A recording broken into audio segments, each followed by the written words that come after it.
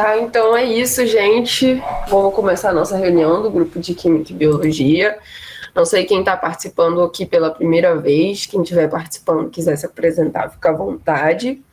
Mas a gente está discutindo a parte 2 do livro Ajuste Fino do Universo. E a gente já está quase encerrando, né? Essa é a penúltima reunião. Apesar de ser o último capítulo da parte 2, a gente vai ter mais uma reunião de um capítulo de teologia natural para complementar, já que, como a gente já tinha conversado sobre química da água e catalisadores, a gente dessa vez pulou essa discussão, né? Deixou disponível no YouTube. E é isso. É isso aí que o Matheus falou. Quem quiser se apresentar, pode levantar a mão ou pode se apresentar no chat, se estiver participando da primeira vez ou se quiser conhecer mais do grupo. É isso, eu vou orar para a gente começar e o Jorge já pode ficar à vontade para fazer a apresentação dele. Senhor Deus, nós queremos te agradecer por mais essa reunião que estamos aqui do grupo, na tua presença. Queremos te pedir que o Senhor abençoe, que o Senhor nos dê sabedoria, inteligência, entendimento para usar tudo para a honra e glória do teu nome e que seja um momento proveitoso, Senhor, de muito conhecimento para todos nós. É o que nós pedimos em nome de Jesus. Amém. Fica à vontade, Jorge.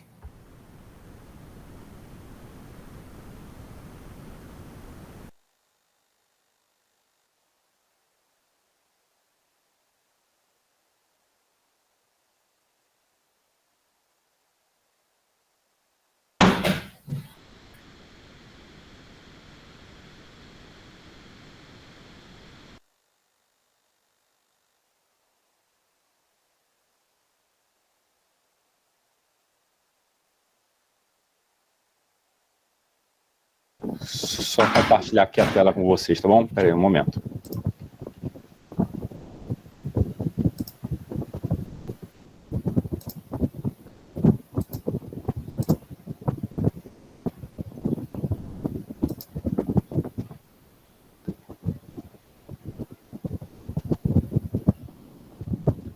Bem, eu não sei se vocês estão vendo aí. Para mim chegou. Chegou, né? Uhum. Tá, então eu tô numa telinha aqui, ok. É bem pequenininho, o celular é bem pequenininho, né? No celular fica muito pequeno. Tá. Mas é o seguinte, gente, deixa eu me apresentar aqui. Eu sou o George Camargo dos Santos, tá? Eu sou bacharel em teologia e mestre também em teologia pela PUC do Rio e bacharel em teologia pelo Mackenzie, São Paulo, tá? Eu tenho uma outra formação também. Eu sou mestre em engenharia elétrica pela UFRJ, em sistema de potência, e mestre em engenharia de energia pela Universidade Federal de Itajubá, Unifei. Trabalho há 19 anos na Eletrobras, tá? Vou completar 19 de setembro, e na área de eficiência energética, na área do Procel, que é eficiência energética. E hoje, aqui, eu venho falar de uma área teológica, tá? E eu tenho algumas provocações. O capítulo que nós vamos fazer a nossa reflexão é sobre Agostinho de Hipona, sobre a criação, uma lente teológica. Tá? Eu estudo o McGrath desde quando lançou o primeiro livro dele aqui, em 2005. E aí a gente vai passar alguns pontos para entender como é que foi essa evolução, aquilo que ele entende por teologia natural, tá? E aí eu pretendo, e aí vocês ficam à vontade, essa apresentação está dividida como um bom presbiteriano, tá? Sou de tradição presbiteriana, a gente sempre faz 3 pontos, né? Então, eu fiz 3 blocos, só para ter uma orientação pedagógica, tá? O primeiro bloco, tá? A gente pode fazer as perguntas no final de cada bloco, tá? Ou deixar acabar tudo e fazer as perguntas no final, ou a discussão no final. Isso fica à vontade, isso vocês ficam com os moderadores que fiquem à vontade aí para interromper ou não, tá? Em relação a esse primeiro bloco, eu gostaria, antes de entrar no capítulo, eu vou montar toda uma orientação pedagógica, toda uma fundamentação para tentar jogar essa bola e colocar essa bola na marca do pênalti, para quando chegar nesse capítulo, eu acho que é só empurrar a bola para o gol, tá bom? Então, temos muito pouco a falar desse capítulo, porque tem muito a se gastar para falar um pouco antes desse capítulo, que é quando ele fala sobre teologia natural e o apoio dele na doutrina da criação. Tá? Eu só peço um pouquinho de paciência só para vocês entenderem o fio da meada e a linha de raciocínio. Tá? Então, vamos falar um pouquinho sobre como o Alister McGrath, esse teólogo irlandês, ele conseguiu elaborar e quais são as fontes que nós podemos encontrar esse método dele, que vai se chamar de teologia natural. Tá? Então, em um primeiro momento, lá pelos idos de 1999, e aqui eu quero combinar que os colchetes significa que é a obra no original, em inglês, tá? E o que não está em colchete, por exemplo, está muito pequenininho aí, mas 1999 está em colchete em vermelho. Foi quando originalmente surgiu a obra Fundamento do Diálogo entre Ciência e Religião. Tá? 2005, que é onde está escrito em preto, é a obra traduzida para o português. Eu coloquei as duas datas para que nós possamos ter a dimensão, às vezes, do distanciamento da tradução. Tá? Então, nesse livro chamado Fundamento do Diálogo entre Ciência e Religião, esse livro era um livro técnico dele, que ele utilizava nas aulas lá de Ciência e Religião. Não é Ciência da Religião, Ciência e Religião. No capítulo 6, ele fala sobre teologia natural. Tá? Então, a partir daí, ele começou as primeiras reflexões sobre teologia natural. É interessante também falar que a ABC2 traduziu a nova versão desse livro. E na nova versão desse livro, que é o Fundamento do Diálogo entre Ciência e Religião, uma nova introdução, não tem o capítulo de teologia natural. Eu vou explicar por que depois. Tá? Lá em 2001, o McGrath, ele coloca o seu sonho, né? Há 20 anos ele queria pesquisar sobre uma teologia científica. Em 2001, ele lança o primeiro volume da teologia científica, chamada a Natureza. Tá? Em 2002, a realidade, e em 2003 nós temos a teoria. Então, essa trilogia, 20 anos de pesquisa, só que foi um grande desafio para ele, e o projeto mesmo, ele fala que esse projeto, que era um projeto do coração dele, não foi um projeto da maneira que ele gostaria que saísse. Tá? E eu vou explicar o porquê. E é quando fundamenta a questão da teologia natural. Lá para 2001, ele lança sua teologia sistemática, histórica e filosófica. No Brasil, ela só vai chegar em 2005. Tá? Lá também nós temos um capítulo sobre teologia natural. E, em 2004, surge na versão inglesa A Ciência de Deus, que é um resumão da trilogia da teologia científica. Então, a ABC2 traduziu somente em 2016 uma obra que saiu em 2004, e nessa obra nós temos no capítulo 6 e no capítulo 8 dois capítulos sobre teologia natural. E esses capítulos são iguais aos capítulos da teologia científica, só que na teologia científica tem mais notas de rodapé, mais informações, aqui é um resumão. Tá? E por último, nós temos esse livro que só está editado em inglês, esperamos ainda a tradução, não sabemos se vai ser traduzido, chamado A Ordem das Coisas. Esse livro foi feito em 2006 para responder todas as críticas relacionadas à trilogia de 2001, 2002, 2003 da teologia científica. E é interessante perceber que quando a coisa não dá muito certo, a gente tem que dar um passo atrás. E esse passo atrás foi dado, que eu acho que deu um salto muito bem amplo, que foi a questão da teologia científica. E houve muita crítica, críticas demais. Nesse momento, ele resolveu focar num método. E esse método foi a teologia natural. E aí que deu certo. A coisa deu certo, que eu coloquei aqui, a nova teologia natural. Essa coisa deu certo uma vez que, em 2008, ele lança O Segredo Revelado, né, The Open Secret, uma nova visão sobre teologia natural, que ele faz uma proposta, né, e é uma interação entre teologia natural e filosofia. E depois ele faz duas aplicações, dois novos livros, um editado em 2009 e um em 2011. O Ajuste Fino do Universo, que é o livro que nós vamos estudar, e o Deus e Darwin, né, que é a interação entre teologia natural e biologia. Tá? Esses livros, aí sim, ele ganha até, se não me engano, 2 doutorados honoris causa, um em letras e outro, não estou me lembrando aqui, mas por causa dessas obras aí. Tá? Inclusive, a obra o Ajuste Fino do Universo, ele surge quando ele foi dar uma palestra na Guilford Lectures, né? Nas palestras Guilford. Essa é a tradução. Então, a Vida 9 fez a tradução do Open Secret em 2019 somente, né? E eu ficava perturbando o Jonas Madureira. E aí, quando é que sai? Quando é que sai?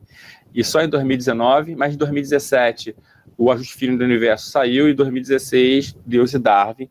E aí eu só vou voltar aqui para você ver, olha a data, 2008, 2009 e 2011. E olha a data das traduções, 2019, 2017 e 2016.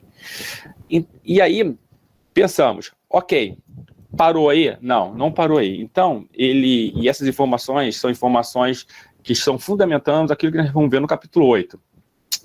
Esse foi o último livro, né, a 4ª reflexão de Alice McGrath, certo? Que ele lança, não está em português, né? E ele lança não somente esse livro, quanto um paper. E esse paper foi escrito em alemão, e eu explico por quê. Existe sempre disputa, né, nas universidades, né?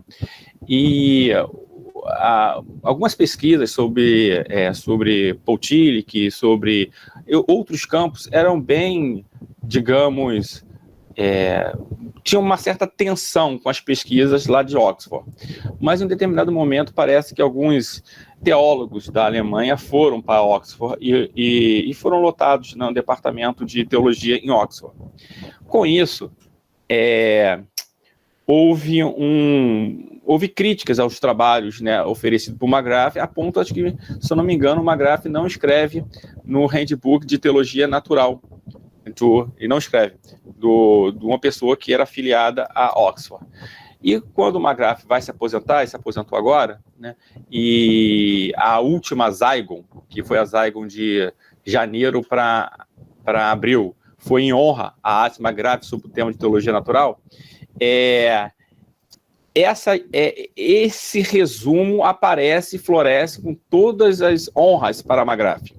É nesse livro que ele faz uma coisa bem interessante. Ele apresenta, para acabar com, às vezes, muito bate-boca, a questão das propostas.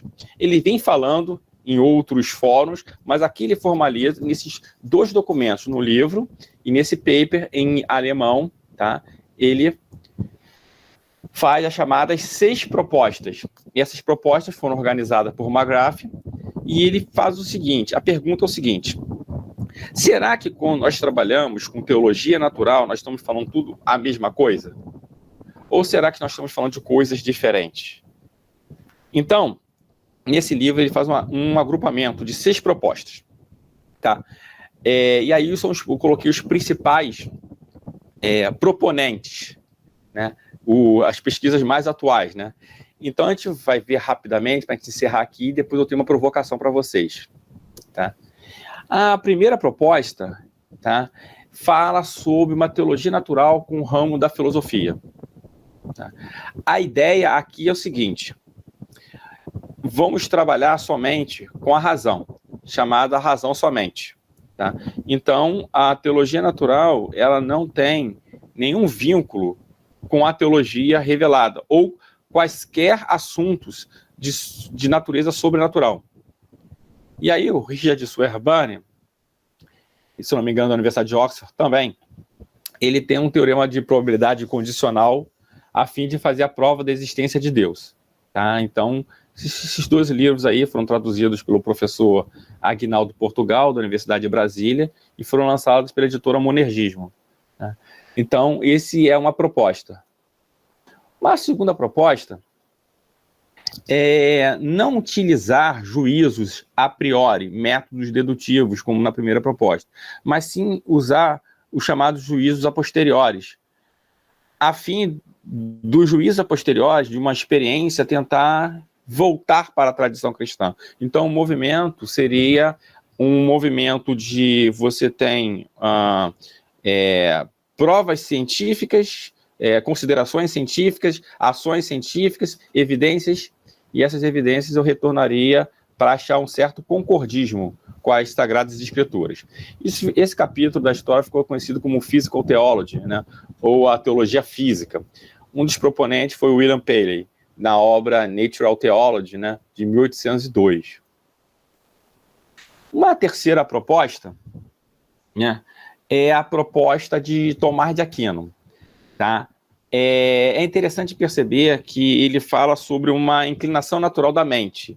O problema de Aquino que estava sendo investigado ali era sobre que o ser humano ele tem uma inclinação natural ardente por Deus, né? Isso levou alguns neurocientistas a entender se existe realmente uma teologia natural que possa ser expressada pelo aquilo que nós chamamos de neuroteologia. E a questão do chamado God Spot, né? Se existe uma região cerebral que se pode falar que ali Deus opera. E aí nós temos alguns casos que se trabalham, como o caso de Phineas Gage, né? E outros casos, né? Tentando localizar. Depois da década de 90, esse assunto ficou muito em pauta. A última Zygon, que saiu somente no formato online, ainda vai ser publicado no formato digital, né? A esposa do Watts McGrath, a Jonas Collicutt McGrath, ela aborda esse tema, um paper falando sobre a questão de psicologia clínica, que ela é especialista, né, na área de psicologia da religião, e a questão de neuroimagens. E a conclusão dela é para não descartar a questão de neuroimagem funcional, mas para enfatizar que não se deve descartar também a chamada psicologia clínica, né? Então, a gente está falando de uma teologia natural na questão do problema mente-cérebro. É isso. Uma quarta proposta, né, é uma proposta de analogia, né? Analogia como ressonância intelectual, né? A gente está te falando um dos proponentes é o Joe Polkinghorne, né? Falecido ano passado, e um dos livros que ele fala sobre isso está traduzido para português, Explorando a Realidade, né? De que parte a teologia natural ela pode articular, né, com o problema da razão e a estrutura da realidade. É uma proposta bem interessante e bem difícil também, né? A quinta proposta, ela foi do filósofo americano, né, Alvin Plantinga, né, um dos mais brilhantes filósofos reformados. Hoje me parece que ele se aposentou e está com demência, né? Mas ele simplesmente é sensacional. A teologia natural que ele fala é tentar entender que toda proposta naturalista ela é vã, né? Ela não representa. Então, essa tentativa naturalista de fazer uma teologia natural naturalista, ele é contra. Então, os trabalhos dele estavam voltados a refutar, né? A mostrar que existem coisas a serem pensadas no naturalismo, tá? Quando uma ciência natural se apoia no naturalismo. Existe o chamado argumento evolucionário contra o naturalismo, que é um argumento que está escrito nesse livro aí, Ciência, Religião e Naturalismo, tá? Onde está o conflito, tá? Ele também trabalha com lógica modal, no extrato S4 e S5, e tem propostas bem interessantes também. E o sexto é onde reside a nossa proposta aqui, tá? É a teologia natural como teologia da natureza. Entenda-se que teologia da natureza foi uma maneira que Alice McGrath encontra para suavizar. Na realidade, quer falar de uma doutrina da criação. Enquanto, e aí está o ponto, enquanto naquela proposta lá de William Paley, você vai de um juízo a posteriori para fazer um concordismo com as Sagradas Escrituras, aqui não, aqui começa um pressuposto que as Sagradas Escrituras têm coisa a oferecer como uma lente, tá? E essa lente, que ele vai chamar de tradição, porque as Sagradas Escrituras, ela faz parte de uma tradição também, ela é uma tradição fundante, enquanto as tradições que derivam das Sagradas Escrituras, vamos chamar de tradição dependente, né, ela vai elaborar uma doutrina chamada doutrina da criação. E essa doutrina da criação, que para nós fica uma área muito confortável, para o grande público, para que possa fazer um diálogo ou síntese, a gente coloca como teologia da natureza. Nesse ponto, eu tenho duas perguntas. E aí eu gostaria de passar a bola para você nessas duas perguntas. De tudo que nós vemos, como os nossos manuais de teologia, eu estou falando de livros de teologia sistemática, dogmática, né? Como é que eles conceituam, como é que eles definem teologia natural? E aí está o ponto. A segunda pergunta vai ficar mais clara para elucidar. A teologia natural é um conceito monolítico? Ou seja, a teologia natural é pontinho, pontinho, pontinho, pontinho. Esse é o problema, porque quando você tem um manual de teologia, você, ao passar pelo ponto da teologia natural, você vai definir. Só que nós paramos aqui, de todo esse esforço que eu fiz aqui, né, de todos esses desenhos que eu fiz aqui, eu tentei desenhar que, na minha opinião, né, a teologia natural não é um conceito monolítico, e quando nós vamos ver para os nossos manuais, eles vão ser obrigados a definir algo. E esse algo vai ter uma definição majoritária. E aí, eu coloco um livro, um excelente, um brilhante teólogo batista, Bernhard Erickson, foi orientado pelo Pannenberg, né? E uma da definição majoritária, primeiro ele começa a fazer uma diferença entre revelação especial e revelação geral. A revelação geral pode se apresentar como natureza, como história, como uma personalidade humana, show. E depois ele vai fazer essa diferença. Existe uma diferença entre a revelação geral e a teologia natural. Existe uma teologia da revelação e uma proposta de teologia natural. E a proposta de teologia natural é a ideia de que é possível chegar a um conhecimento genuíno de Deus baseando apenas na razão. Com isso, eu gostaria que todo o meu esforço tivesse agora algum tipo de credibilidade. O que nós apontamos é que a proposta 1, apenas na razão, é uma proposta, mas há pelo menos outras 5 propostas. Não estou desconsiderando essa proposta, mas a definição que nós temos nos nossos manuais de teologia basicamente segue essa proposta, a proposta 1, apenas pela razão. Tá? Aqui eu paro, tá? Nesse momento eu paro para que nós possamos tirar alguma dúvida, algum comentário, para que nós depois possamos prosseguir. Nós temos mais 2 pequenos blocos mais à frente, tá? Tem uma mão pode levantada. Abrir o microfone, pode... Sim, sou eu. Isso. Boa tarde aos amados colegas de ciências e irmãos em Cristo, né? Eu sou o Charles Alberto. E assim, a minha dúvida, né? E eu vou falar primeiro a minha dúvida antes que eu me esqueça, e depois eu faço comentário. O que, por exemplo, assim, você quer dizer quando diz assim que a teologia parece natural, não é um conceito monolítico? O que significaria esse conceito monolítico? E o que seria essa teologia natural, né? Eu, assim, tive que tomar um banho, né? Aí não deu para entrar logo quando começou. Aí eu queria que vocês esclarecessem que essa teologia é natural e o que seria assim um conceito monolítico e por que ela seria ou não seria um conceito monolítico. Ok, muito bom. Tá. E gente, vocês podem me parar a qualquer momento, porque às vezes eu falo umas palavras meio engraçadas mesmo. E aí eu vou responder com outra palavra engraçada. A teologia natural ela é uma palavra polissêmica, ou seja, só piorei a situação, mas vamos tentar agora jogar luz, né? A teologia natural, a gente vai ver agora no segundo bloco, tá? Mas eu vou responder agora a sua pergunta, né? Ela é uma proposta, né, de uma metodologia de fazer um trato, certo? Utilizando a natureza, a razão, tá?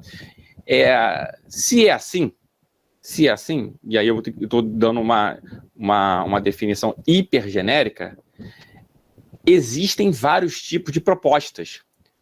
Então, ela não pode ser um único bloco monolítico. Ela não pode ser um único bloco, porque ela tem ela tem vários significados. E ao longo do tempo, a gente vai ver no segundo bloco, né, que essa palavra ela vai começar a ter um tom pejorativo, ruim, muito ruim, tá? A ponto de ser elaborada uma teologia da revelação que não recebe o nome de teologia, porque a palavra teologia ela foi considerada deletéria da história e foi considerada a palavra sacra doutrina em latim, tá? Então a teologia natural, quando você vai estudar nos manuais de teologia sistemática, seja o Charles Rod, seja o Erickson, seja o Berkhoff, você vai notar que existe um tratamento de chegar, certo, ao conhecimento de Deus por vias somente dedutivas, somente racionais. Deu para pegar? Ou seja, a brincadeira é o seguinte, só vale a razão. Tem como chegar ao conhecimento de Deus. E o conhecimento de Deus significa também o ponto dos seus atributos e a sua existência. Por meio da razão somente, esse é o projeto que os manuais de teologia sistemática oferecem como teologia natural. No entanto, com o avançar da história, novas propostas existem.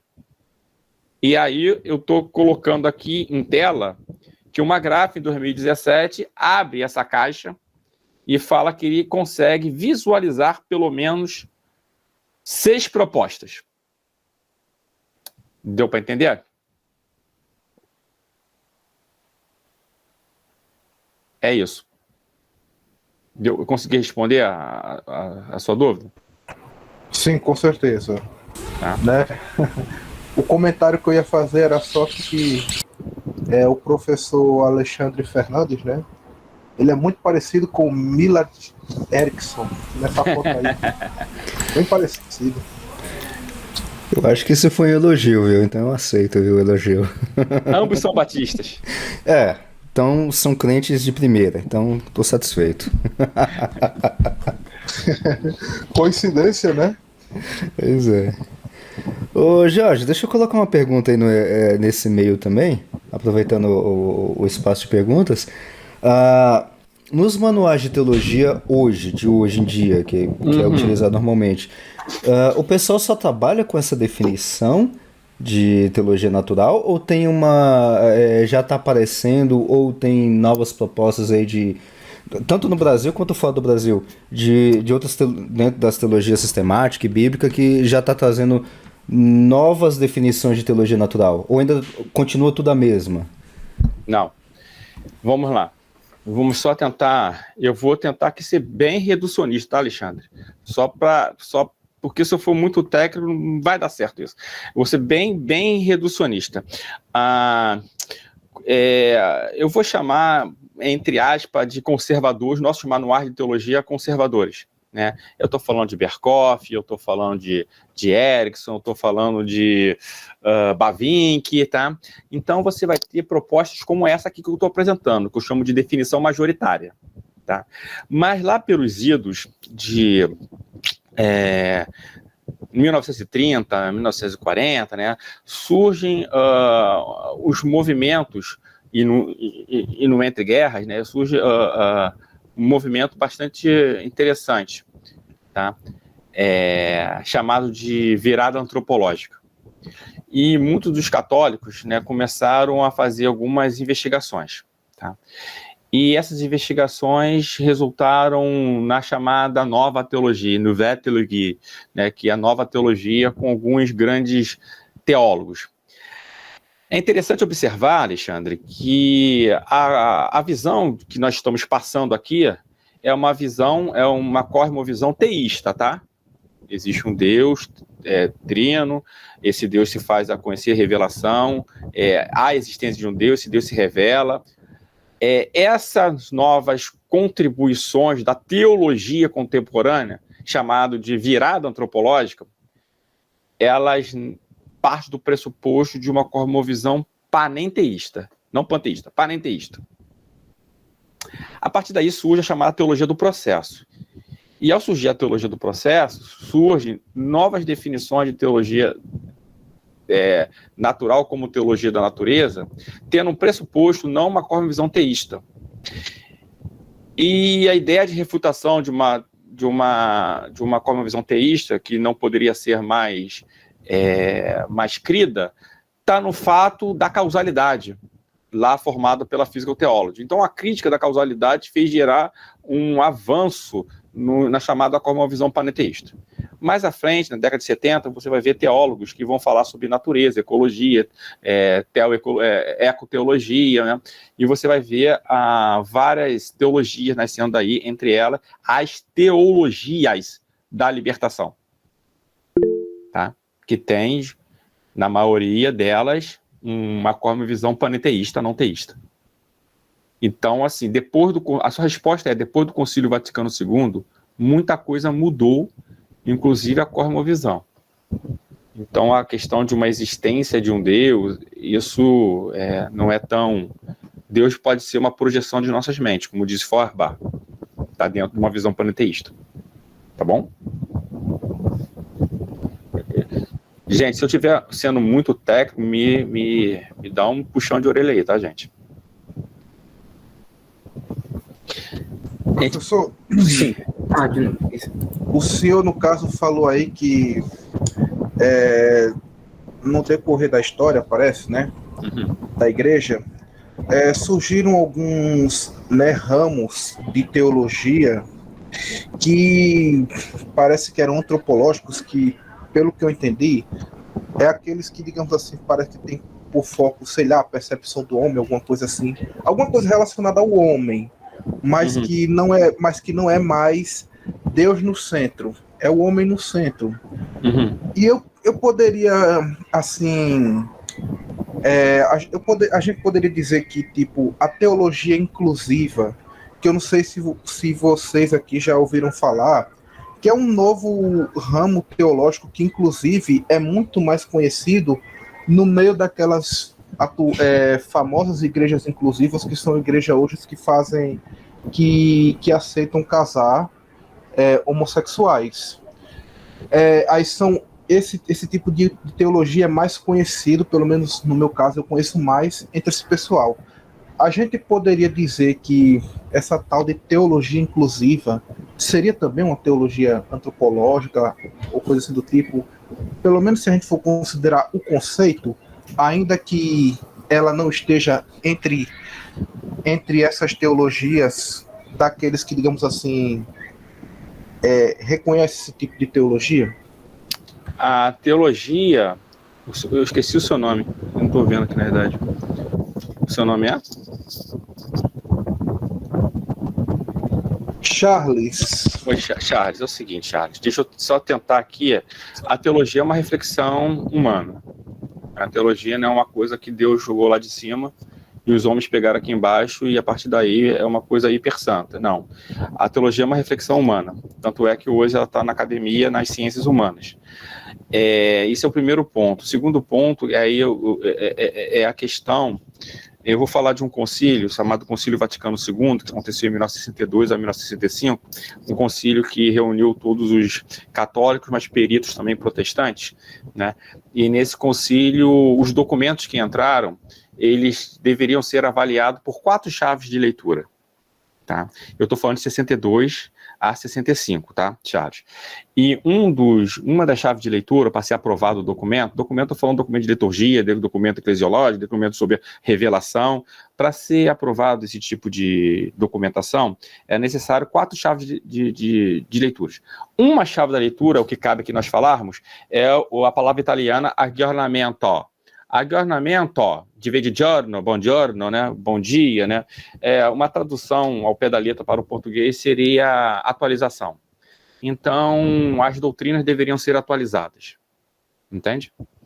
E o Concílio Vaticano II, ele abre com a alocação do Papa João XXIII, falando que nós deveríamos colocar novos ares dentro da igreja, porque a igreja estava muito empoeirada, temos que abrir as janelas para que novos ares nós podemos colocar. Então, nesse concílio, né, a outra chave de leitura era o ecumenismo, né, surgem alguns documentos, entre eles o Unitatis Redintegratio, Unitatis Redintegratio sobre a reintegração da unidade, né, convocando todos os cristãos a tomarem posse da barca de Pedro.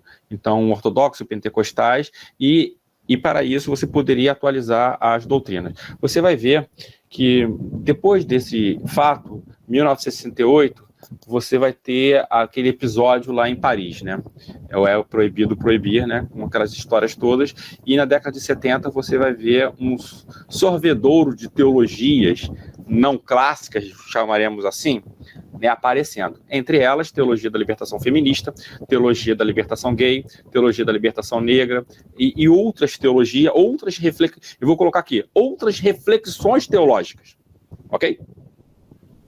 E surgem várias teologias, impulsionado pelo movimento de adjornamento do Vaticano II. Tá? O inclusivismo surge nessa esteira. Tá? Ele está falando de 62, bola de neve, como eu falei a questão das traduções aqui, né? Uma hora isso chega no Brasil. Ou já chegou. Tá bom, Charles? Que inclusive, professor, sem querer desviar do tema, a Juliana Ferron, a missionária, que ela inclusive fala que na primeira onda do movimento feminista tiveram algumas cristãs que até lançaram uma Bíblia com algumas alterações nos textos bíblicos para se aderiu nessa primeira onda. Mas quando, assim, eu não conheço, mas quando você abre muito leque, coisas provavelmente vão acontecer, tá? Mas eu só não queria, nesse momento, eu sei que eu estou sendo bastante técnico, que eu quero pegar o fio da meada, e eu não sei se a Erlan levantou a mão. Eu só quero que vocês tenham em mente aqui que todo esse primeiro bloco foi para chegar no Átila McGrath para falar que a teologia natural dele é chamada teologia da natureza, e essa teologia da natureza para a gente é uma teologia da criação, tá? É por isso que a gente vai chegar lá em Agostinho sobre a criação. É só para guardar que eu não estou fugindo do tema. Gente, a gente vai ouvir a pergunta do Erlan ou o comentário dele, mas aí eu ia só comentar como quem participa aqui do grupo, geralmente a gente faz a discussão e deixa uns 30 minutinhos no final para perguntas ou comentários, né? Vamos tentar fazer assim hoje, só para a gente deixar o George ir apresentando, e aí a gente vai levantando a mão ou fazendo a fila aqui no chat depois, que aí a gente comenta todo mundo, tá? Para a gente deixar o Jorge ir concluindo legal. Mas o Erlan pode falar que ele levantou a mão. Acho que não sei se é uma pergunta ou comentário. Pode falar, Erlan. Oi, gente, tudo bem? Não só porque quando o professor Jorge estava falando, a pergunta dele justamente era como definir teologia natural e se ela é monolítica. Aí, na hora, eu fechei a câmera, fui pegar aqui minhas sistemáticas, né, para dar uma olhada no que os caras falam, né, nos capítulos sobre teologia natural, porque normalmente em seminário a gente não foca muito na teologia natural, a gente vai para a área da revelação, foco muito na teologia bíblica e não tanto nos argumentos que normalmente apologetas usam para provar a existência de Deus e mostrar que é viável, né? O William Lane Craig usa bastante isso. Aí eu achei interessante que na sistemática do McGrath tem um capítulo só para isso, e aí ele fala da perspectiva do Calvino, fala da perspectiva da teologia natural, enfim, e aí ele cita o caso do Barth, né? O caso da briga dele com o Emil Brunner, né, de que era possível, o ser humano ainda tinha algum tipo de semente em si, que era o acesso a Deus seria possível, e aí o Barth escreve o livro lá, o Nine, e não é possível, e fala que é totalmente há uma separação total do homem com Deus, tal. Agora, enfim, aí eu fui atrás também da sistemática do Berkhoff, tem um capítulo sobre cognoscibilidade de Deus e tal, mas ele não cita muito, ele fala um pouquinho só, mas não cita muito. Mas o N.T. Wright, ele escreve o História e Escatologia, que é basicamente um livro sobre teologia natural da perspectiva histórica. E eu achei esse viés que ele utiliza muito interessante, e ele cita, né, essas 6 vertentes que o McGrath utiliza. Ele cita também uma pesquisa do Christopher Brewer, que vai trazer 5 perspectivas também sobre teologia natural. E o que eu acho interessante é o seguinte: ele utiliza a história como parte da natureza, como parte da criação. Então, elementos históricos que aconteceram, então, inclusive, teofanias, o agir de Deus durante a história também é utilizado como argumento histórico, portanto, teologia natural. Essa perspectiva eu achei, assim, das leituras que eu faço, no mínimo revolucionária, porque eu nunca tinha lido algo do tipo, né? Nem os argumentos lá do Pannenberg lá atrás, ou do Tisserman, né? Sobre isso, eu achei que essa perspectiva do N.T. Wright sobre a história fazer parte da natureza, da criação, ou a timeline da história e as intervenções de Deus na história serem pontos válidos para se tratar sobre teologia natural. Então eu queria saber do professor George como que o N.T. Wright é visto na academia, ou pelo menos na visão dele, da perspectiva da teologia natural. Tá, vamos lá. Só para tentar dar a crítica de Barth. A crítica de Barth é que ele estava dentro de um contexto liberal. Barth era um liberal, né? E Barth ele vai se apresentar com outros perspectivas, já fazer várias releituras. Barth tem várias etapas da sua vida, né? E Barth, como liberal, ele entende que o liberalismo não estava dando conta. Ele, como pastor de uma igreja, não estava dando conta daquilo que acreditava. Então, vem uma proposta para ele verificar. Essa proposta, basicamente, é de um camarada chamado Jean Alphonse Turretin, neto de Francis Turretin, né, reitor da Universidade da Academia de Genebra, e a partir daí ele entende aquele projeto de teologia natural, certo? Que aí tem toda uma história que não dá para contar aqui, né? Por causa do racionalismo que estava acontecendo na Europa, eles começam a editar um livro na Academia de Genebra. E esse livro mais trouxe a teologia natural para o lado autônomo, tá? Do que para o outro lado. Então, e quando ele vem, aí é que o Barth lê essa obra e Barth responde: não. Teologia natural, não. Ele vai todo o projeto de Emil Brunner, que era um outro projeto, ele não vai nem dar credibilidade, tá? Porque, como diz o próprio nome, né, a dogmática de Barth é para a igreja, é eclesiástica. Ele não queria fazer nada com a cultura, porque no meio do liberalismo você tem que fechar na sua casa primeiro, antes. Então é uma questão de contexto, né? Só que o Pannenberg, que gostava muito do Barth, né, teve uma crise com isso, porque como é que você vai fazer um fechamento, né? E a partir daí que veio essa ideia de um tratamento histórico, tá? Então, se você ler a teologia sistemática do Pannenberg, ele vai fazer a primeira coisa, uma crítica ao Ian Hansen, da teologia da linguagem, que vai dar todo o desdobramento dos projetos de teologia natural britânica, né? Mas ele faz uma crítica, e tem no Tratado sobre Deus, o Pannenberg, na teologia sistemática, ele fala sobre isso, tá? Então, você vai lendo ali, e aí você vai ver como é o tratamento, sabe? A revelação como história. Essa é a proposta de Pannenberg. Mais à frente vai vir, lá para a década de 80, vai vir a NPP, a Nova Perspectiva Paulina, né? E aí sim que vai ter o trato lá do N.T. Wright, né? Aí colocando essa história toda, mas ele bebe um pouco dessa escola da história, tá? Então eu acredito que uma provocação, tá, Erlan? Dá uma olhadinha lá na Teologia Natural, que está escrito no volume 1 da Teologia Sistemática do Pannenberg. Porque lá ele vai falar o que é que está fazendo, o que não acredita. Ele é fantástico. A visualização do problema que ele traz é fantástica. Eu particularmente não gosto da solução, mas a identificação do problema eu acho fantástico. Tá? Acho que você vai gostar.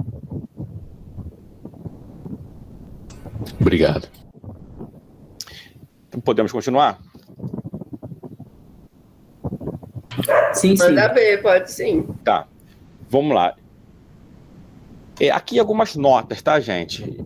Sobre a agenda da teologia natural. A gente já viu no bloco passado que a teologia natural vai ser uma teologia da natureza, e essa teologia da natureza é traduzida para nós cristãos como a doutrina da criação.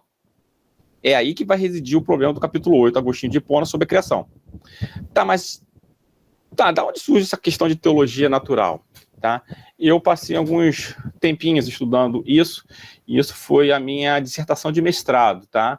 De onde veio a teologia natural. E aí eu traduzi algumas obras em grego, junto com alguns colegas, e em latim, mostrando de onde veio. E aqui eu quero trazer um pouquinho, rapidamente, se vocês quiserem uma coisa mais extensa, tem uns vídeos nossos, Alexandre, lá no Núcleo de Física, né, Alexandre? Tem uma coisa mais extensa sobre esse assunto. A gente colocou no canal do grupo aqui, tá? Lá tem 4 aulas que você deu lá pro grupo de física, tá no canal aqui do Núcleo também. Então aqui é só para pontuar. Existe uma teologia da natureza, e aqui eu estou falando da antiguidade grega, lá nos pré-socráticos, tá? E uma teologia racional. Aí tá, a palavra, quando eu falo assim, teologia da natureza, teologia natural, desculpa, teologia natural. Esta palavra, natural, significa o quê? Natureza ou razão? Pelo menos essas duas abordagens já existem na antiguidade. Tá? Primeiro ela nasce com uma teologia da natureza, ou seja, o natural é a natureza, e depois vai entrando uma reflexão racional. Tá? Então, quando eu falo natural como natureza, eu estou falando de uma teologia natural que fala da relação da natureza, do universo e os deuses. Vamos só lembrar que na antiga Grécia era panteísta, né?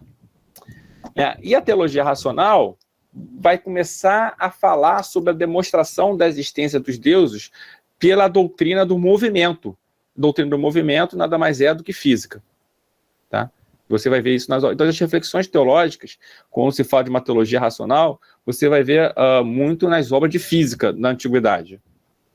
Tá? E eu dei um like lá, mas aqui não...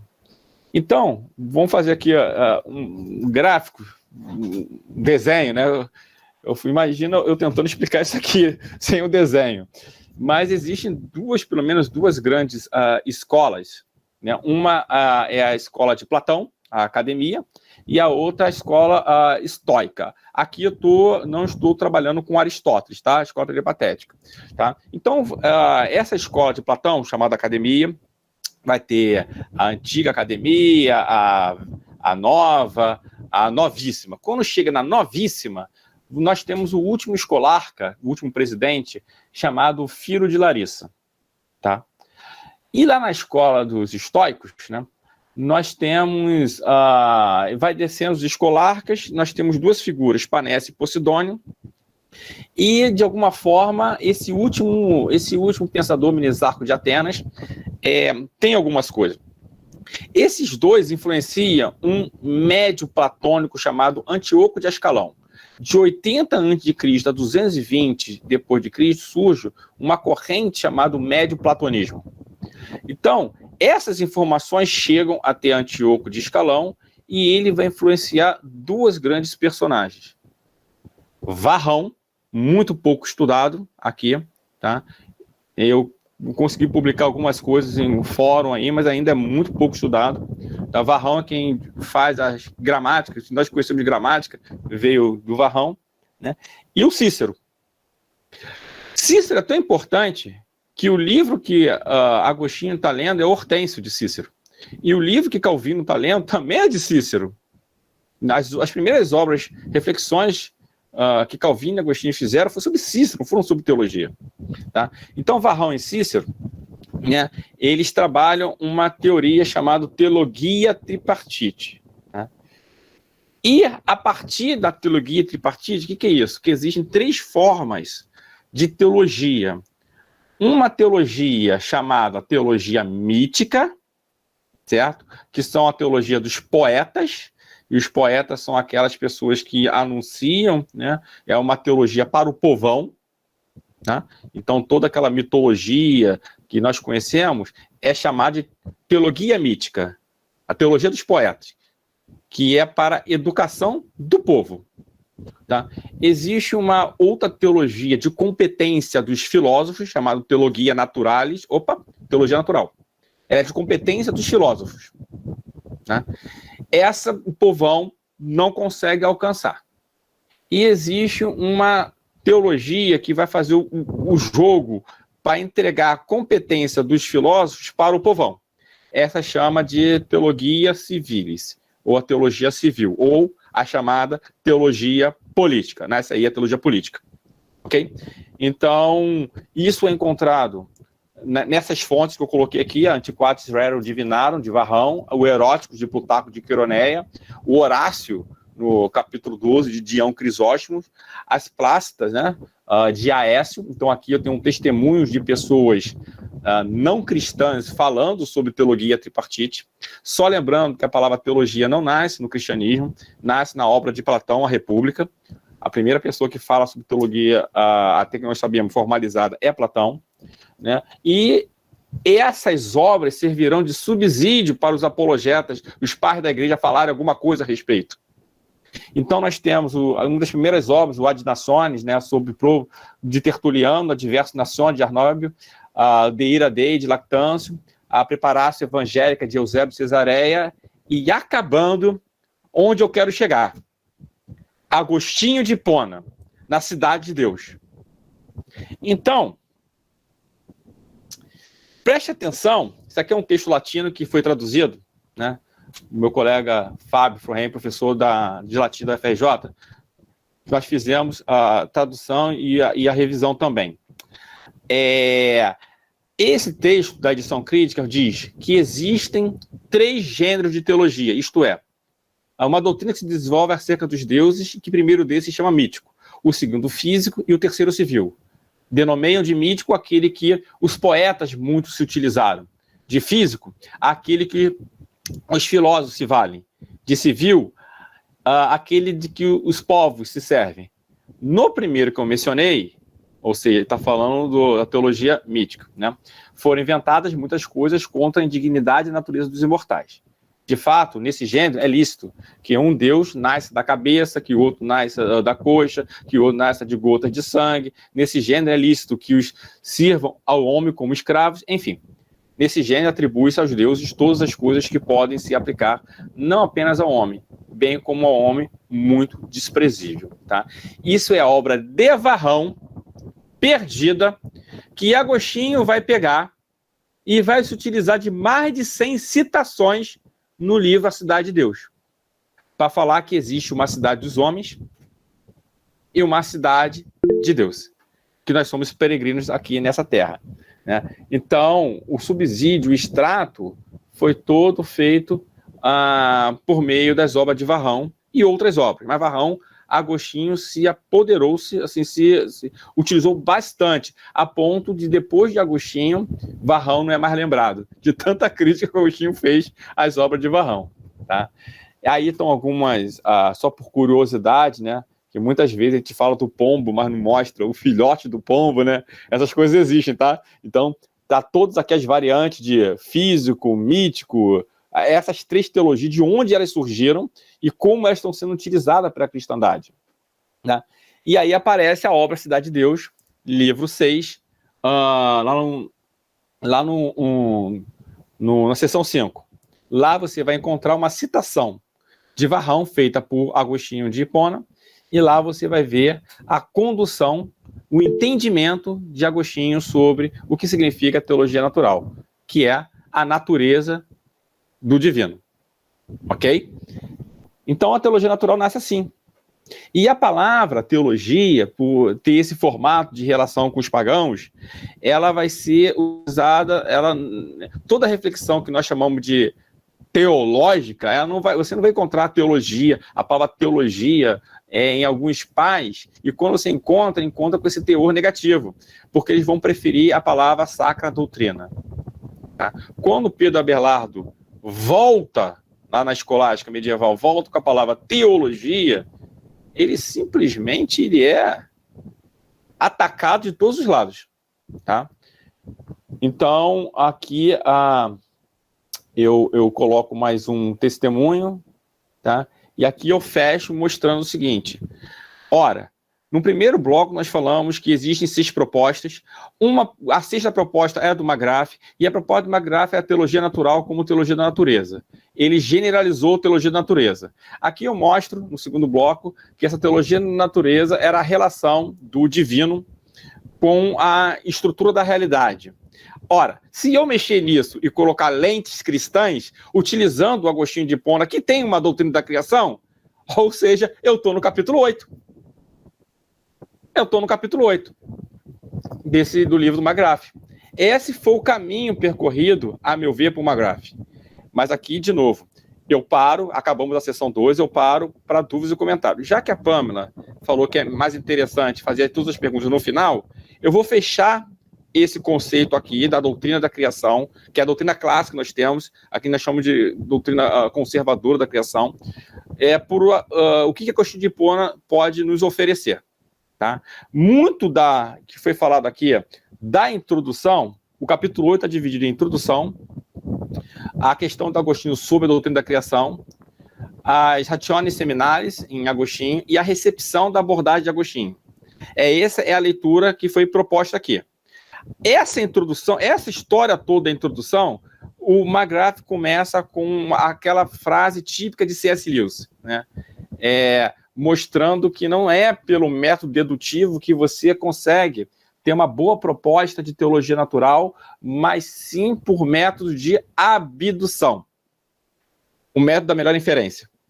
Tá? Ele não vai falar isso mais à frente, mas aqui ele está tratando dessas questões, né? E nesse momento ele ia falar o seguinte: poxa, já que Agostinho ele é um ícone, por que não utilizarmos Agostinho para falar sobre a doutrina da criação? Uma vez que ele tem um comentário literal de Gênesis. Tá? Agostinho é tão importante para a tradição cristã que essa foto mostra que o coração na mão e a ardência que Agostinho tem por Deus, a iluminação da luz, que é a veritas do Evangelho sobre Agostinho, a inteligência de Agostinho sendo iluminada pela essa veritas, né? A pluma que escreve as obras, e nos pés as obras dos hereges, né? Dos hereges. Aí embaixo, se você der um zoom ali embaixo dessa foto, você vai ver a obra de Pelágio, né? As obras, né? E Agostinho, com toda a proeza, tendo vestes sacerdotais, né? E a partir daí, a proposta de McGrath vamos examinar, então, um comentário literal de Gênesis, porque lá nós podemos retirar algumas coisas. Então, a doutrina da criação apresentada lá, ela é um creaxo ex nihilo. Eu vou apresentar um gráfico depois, um fluxograma, que eu acho que vai ficar melhor para entender esse pensamento. Ela é uma creaço contempore, ela é uma criação com o tempo. Né? A ordem criada dá testemunho do seu Criador. Então, gente, não precisamos ser apologetas para defender defender o Evangelho. Nós não precisamos ser advogados de Deus. O que Deus exige de nós, segundo Agostinho, é vestia trinitate, ser testemunho. Não é ser advogado, é dar testemunho. Tá? E em Gênesis capítulo 1, verso 2, ele mostra a questão das rationes seminares, que nada mais é do que o poder de Deus criar e a questão da formação. Você tem as sementes, e se Deus cria as sementes, elas podem formar outras coisas. Ela tem potência de criar outras coisas. Tá? mas mesmo assim ainda ele fica na chamada fixidez das espécies. Tá? Esse livro foi escrito em 401 a 415. Deixa eu fazer um gráficozinho. Gente, acompanha comigo o meu raciocínio aqui, tá? E aqui eu vou tentar resumir o Gênesis literal aqui. Imagina que isso aqui é uma reta do tempo, e aí esse tempo vai entre aspas, porque não é. Não é. Então, eu vou colocar dois indicadores, um aqui, um na direita e um na esquerda. Eu vou fazer o seguinte, eu marquei um X ali e vou falar o seguinte, a primeira coisa que Deus criou estava ali. A primeira coisa que Deus criou estava ali, ok? Não sei o que Deus criou como primeira coisa, mas filosoficamente Deus criou alguma coisa, porque é necessário ter algo no lugar do nada. Então, se existe hoje algo, é porque tem alguma coisa no lugar do nada. Então, alguma coisa foi criada. E para ser criada tem que ter um criador. E para ter um criador é necessário um marco. Se aquele marco existe, a pergunta é, antes do marco, daquele X, o que existe? Nenhuma criação, porque eu estou pressupondo que foi criado ali. Ok? Entendeu o raciocínio? Se eu estou falando que foi criada ali a primeira coisa, seja lá o que fosse a primeira coisa, então eu tenho que entender que antes daquilo não tinha nada, não tinha matéria. Se não tem matéria, essa criação é sem material pré-existente. Ou seja, essa criação é uma criação do nada. É um creatio ex nihilo. Ok? É isso que ele está falando. Mas Agostinho vai um pouco mais. Ele vai falar o seguinte, nesse momento que tem um X aí, quando a primeira coisa é contada, dispara o tempo. Tempo cronológico. Então a ideia de tempo corrido começa dali e vai embora. Eu contei o tempo ali, aí vem duas grandes ideias. Essas duas grandes ideias vêm da chamada teologia apofática. Eu não sei o que é Deus. Eu sei quem é Deus. Deus é amor. Amor é o atributo do quem. Mas o que é, eu não sei. Porque o que é pegaria a essência. Já que eu não sei o que é, eu posso dizer o que ele não é. Então, todas as definições serão dadas de maneira negativa. Imortal, ok? E por aí vai. Deus é imortal, Deus é... E a palavra eternidade seria o não-tempo. Seria apofática, catafática. Teologia catafática é a teologia positiva. Teologia negativa é a teologia apofática. Eternidade são termos negativos a falar que não há tempo. Então, eu tenho uma eternidade que eu vou chamar de alfa, uma eternidade que eu vou chamar de ômega, desprovida de tempo, tá? E aí essa criação, ela dispara o tempo, então é um criaxo cum tempore, ou seja, uma criação com o tempo é disparado.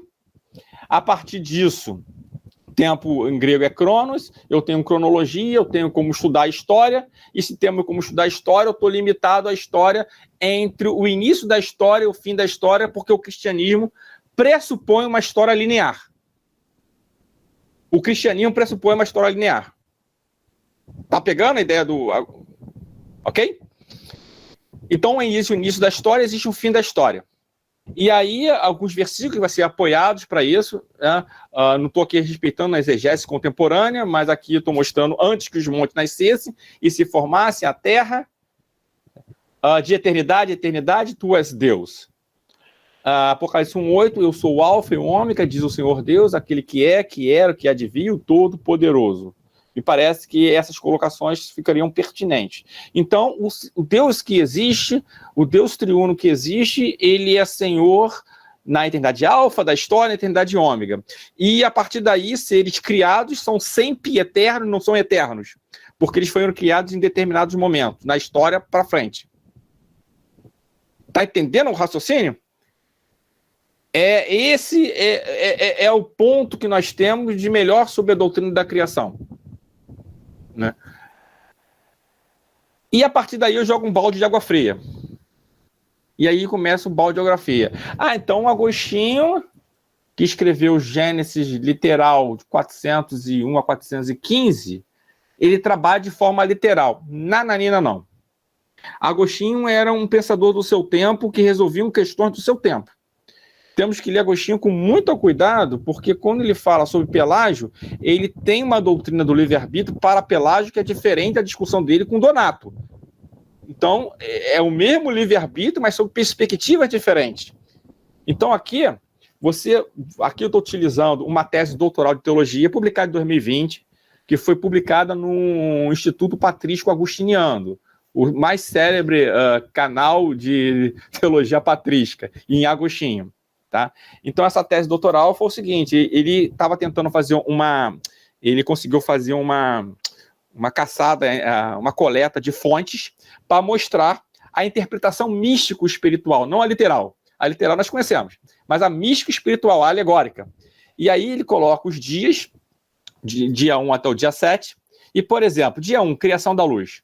Agostinho fala que essa luz pode ser o batismo, pode ser anjos, pode ser uma etapa de Adão até Noé. A criação do firmamento. Firme fundamento, é as escrituras. Os pregadores da palavra são firmes. Então, olha só, ao falar de Agostinho, nós temos que entender o que ele está falando e qual é a mensagem que ele está passando para a comunidade. Tá? E aí, se vocês quiserem consultar as fontes, são 15 fontes. 15 fontes. Aqui tem 9. Tá? Inclusive tem um sermão que foi recém-descoberto agora, que não tem um dia 1, mas tem um dia 2, 3, que acabou de ser traduzido. Então você vê que do nascimento de Agostinho até 391, ele era um leigo. E como leigo, ele escreveu reflexões sobre os dias da criação. Gênesis, contos maniqueístas, aí estão as fontes todas. A verdadeira religião. Depois de ordenado, tem um opúsculo chamado 83 questões diversas. Lá também ele vai falar sobre isso. E depois que ele é ordenado bispo, ele escreve contra Fausto, as confissões do capítulo 11 até o 13, ele fala sobre os dias da criação, tá? Comentário ao Evangelho de João 9,6, os comentários ao Salmo 92,1, tá? E o sermão 125. Então você vai ver que Agostinho, em toda a sua vida, não somente um período, em toda a sua vida, ele faz reflexão para a comunidade de fé, tá? De forma mística e espiritual, tá bom? E o interessante aqui, e aqui eu termino, que Agostinho vai falar sobre a questão das razões seminais, que Deus cria a semente, e está pegando toda uma medicina da época. Você lembra que eu falei dos médios platonistas? Esses médios platonistas estão oferecendo uma medicina bem interessante ali. Então, existem pelo menos 2 escolas ali que estão seguindo a medicina, e esse tipo de vernáculo medicinal lá vai servir para Justino de Roma, para falar sobre a doutrina do logos espermaticós, logos que é espermaticós, e para Agostinho falar sobre as sementes das razões, né? Então ele está fazendo toda uma articulação com a medicina da época para expressar uma coisa. E ali ele vai falar sobre criação e formação, né? Essa vai ser o debate, mas ainda assim ali ele acredita na fixação das espécies. Mais à frente, esse tom do agostinianismo ele vai para frente. No entanto, depois do mundo árabe vai vir o aristotelismo e vai ter uma outra perspectiva, até influenciar o chamado debate da dupla verdade, duplas veritas, lá com Tomás de Aquino. Mas aqui a reflexão do capítulo 8 é uma reflexão que está sobre a doutrina da criação, principalmente em um único livro. Cuidado, existem vários de Agostinho falando. É esse ponto que eu quero destacar. Um único livro para sacar a lente teológica, que foi aquele quadrinho que eu coloquei ali, né, de como Agostinho articula a criação do nada com a questão das eternidades, a criação no tempo, tá? E a sua recepção, que foi um pouco ofuscada, mas até hoje se estuda Agostinho, e cada vez que nós estudamos temos muita coisa para aprender com Agostinho. Gente, era isso que eu tinha para falar, estou à disposição. Obrigado. Obrigado, Jorge. A Ana Paula tinha levantado a mão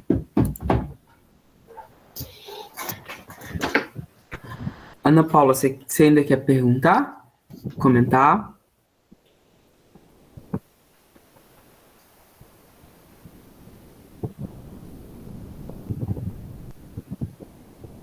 Acho que não. Beleza. Ou às vezes clicou sem coisar, mas eu não tinha anotado aqui. Mas alguém quer falar alguma coisa? Tem alguma coisa para perguntar, contribuir?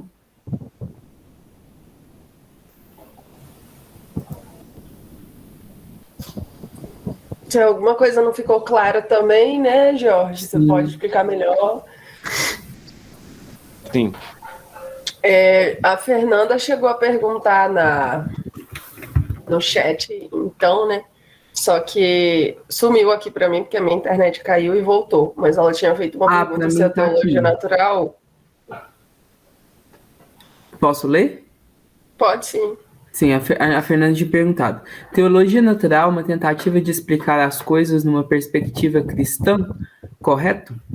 Ela perguntou isso. Então, é possível uma reflexão, sim, de teologia natural cristã. O Wallace McGrath, ele oferece esse tipo de suporte, tá? Outros cristãos também oferecem esse tipo de suporte, aí não é o único, tá? Mas, assim, dentro da minha tradição, que é a tradição reformada, nós temos visto ainda uma certa objeção pela teologia natural. Porque o problema todo, que aí eu coloco para vocês como pensar, né? Existe alguma articulação, existe algum alcance do transcendente, uma vez que há os efeitos noéticos da queda? Deixa eu traduzir isso para português. Com a queda, os homens são afetados na sua vontade, inteligência, né? Então, ele não perde, mas é manchado. Ele é manchado. Enquanto está falando em questões horizontais, como ciência, física, eletricidade, mecânica, biologia, química, parece que ele consegue muito bem articular isso, né? Essa imagem consegue fazer isso porque nós vemos isso. Mas quando esse homem começa a falar sobre Deus, sobre o transcendente, alguma coisa acontece que não funciona muito bem. Esse conhecimento de Deus e a imagem mental que nós temos que ter é um conjunto de engrenagem na horizontal, que você, quando roda uma, roda as demais aqui. Mas no meio dessa engrenagem, tem como se fosse uma engrenagem T que sobe, parece que a engrenagem que sobe, uma quebrou. Então você consegue falar muito bem de ciência e não consegue falar muito bem de teologia. Essa é uma objeção quando se fala sobre os efeitos noéticos do pecado. Se nós conseguimos formular uma tentativa de ofertar alguma coisa de Deus para falar sobre ciência. Eu estou falando do diálogo. E quando eu falo de diálogo, estou sendo técnico aqui, tá? Eu estou dentro daquela proposta do Barbour, né? De conflito, só para nivelar as pessoas aqui, conflito, são dois conjuntos disjuntos, que quando um fala, afeta o outro. Quando a ciência fala, afeta a religião, quando a religião fala, afeta, então estão em conflito. A independência, que eles são disjuntos, mas eles têm cada um no seu quadrado, cada um respeitando os seus limites de fala. Diálogo, que seria já uma interseção da religião com a ciência, né, a 20%, a 30%, e síntese, que seria uma interseção ainda maior dos conjuntos, né, a 80%, a 90%. Então, quando eu falo de diálogo, há a possibilidade de fazer um diálogo entre a teologia cristã como teologia revelada com as ciências, uma vez que você tem os efeitos noéticos do pecado. Isso é uma coisa a se discutir. É uma coisa que nós possamos fechar nesse exato momento. A Fernanda pergunta... A teologia natural está mais próxima do criacionismo ou do design inteligente? Assim, a proposta de teologia natural na história, ela pegou tudo tipo que é escola. Por exemplo, quando você fala de uma teologia natural britânica, você está dentro de uma, ali na época do Paley, a teologia natural ela foi renomeada por design inteligente, uma teologia baseada na causalidade, e era só precisava de um checkmate, e o checkmate era o seguinte: se você conseguisse falar que essa teologia natural ela é imanente, não consegue alcançar a transcendência, porque o sentido está no transcendente, não no imanente, você acabaria com essa teologia. Então a questão de causa e efeito ela acontece na imanência, e você não consegue extrair sentido disso. Esse era o grande problema da teologia, mas era uma teologia que surgiu ali. Então, a teologia natural sempre são propostas humanas, e ela foi reformulada e foi se adequando em várias escolas. E até hoje ela está aí para isso. Certo, Fernanda? Deu para responder? Alguma dúvida? Não, eu posso... A Viviane também mandou no chat assim, ó. Você comentou que Agostinho não lia os relatos da criação de forma literal, como era comum na sua época, certo? Outros pais da igreja entendiam dessa maneira também?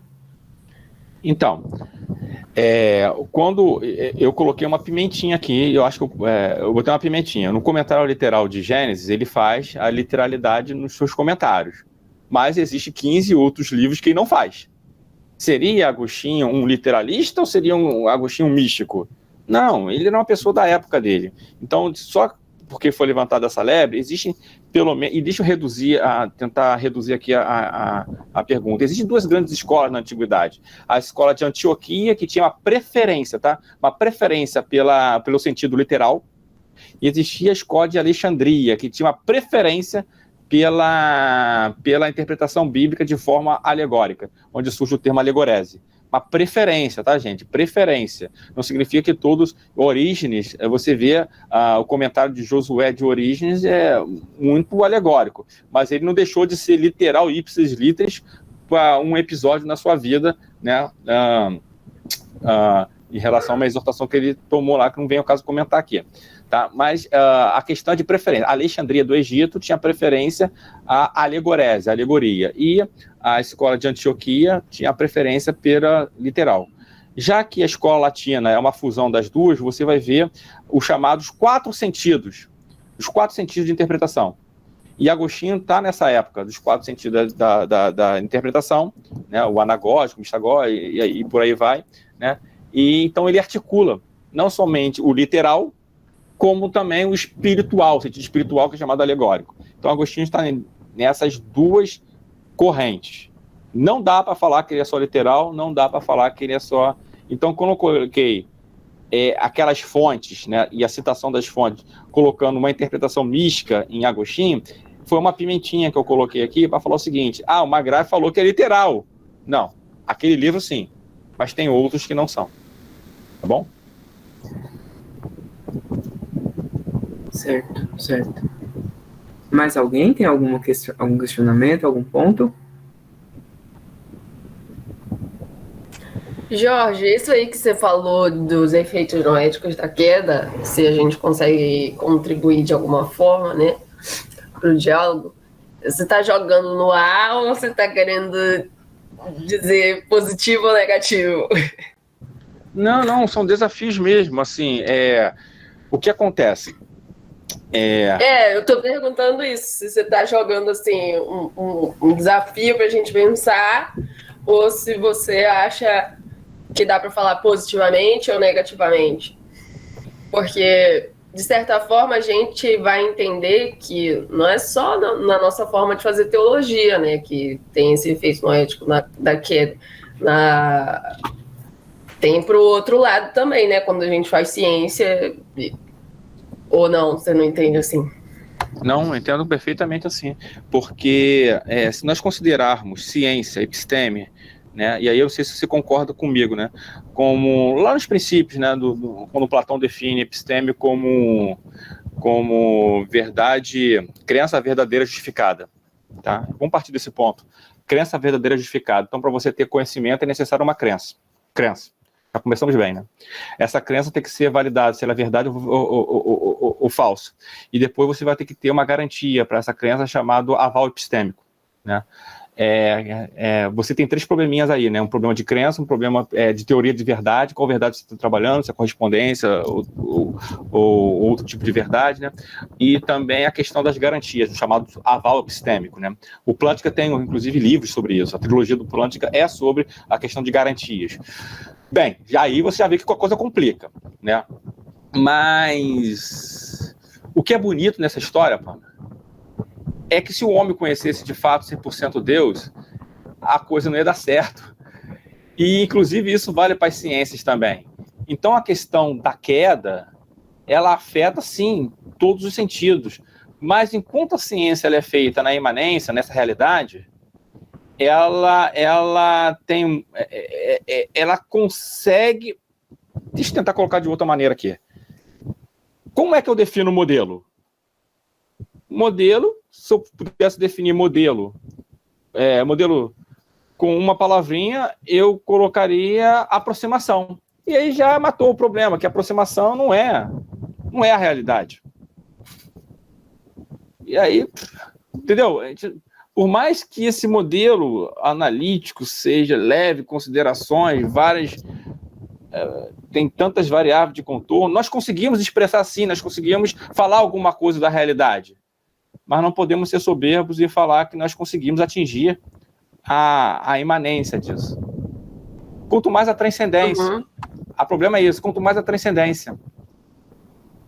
Como eu vou criar uma teoria sobre a transcendência? Foi por causa disso que Kant, na Crítica da Razão Pura, ele coloca o mundo dos nomenos e o mundo dos fenômenos. Vamos falar somente dos fenômenos, porque dos nomenos é muito difícil. E toda vez que nós falamos dos mundos dos nomenos, nós terminamos em paralogismo, que é o tema da dialética transcendental de Kant. Então, esse é o problema. Eu acho que tem outro problema, tem o problema do pecado. E aí, o que você acha? Agora, se você quiser dica de livro, tem um livraço chamado A Objeção da Teologia, A Objeção Reformada à Teologia Natural, com uma tese de doutorado, e depois virou um livro. E aí ele vai contando, né, como é que foi e como é que... E saiu também um artigo na JET, no Jornal Evangelical Theological Society, sobre a questão dos efeitos noéticos do pecado, e essa questão que eu acabei de colocar aqui. E acho que tem um vídeo também do próprio Guilherme de Carvalho falando sobre isso. Entendi. Não, eu entendi, sim. Mas dá pano pra manga, tá?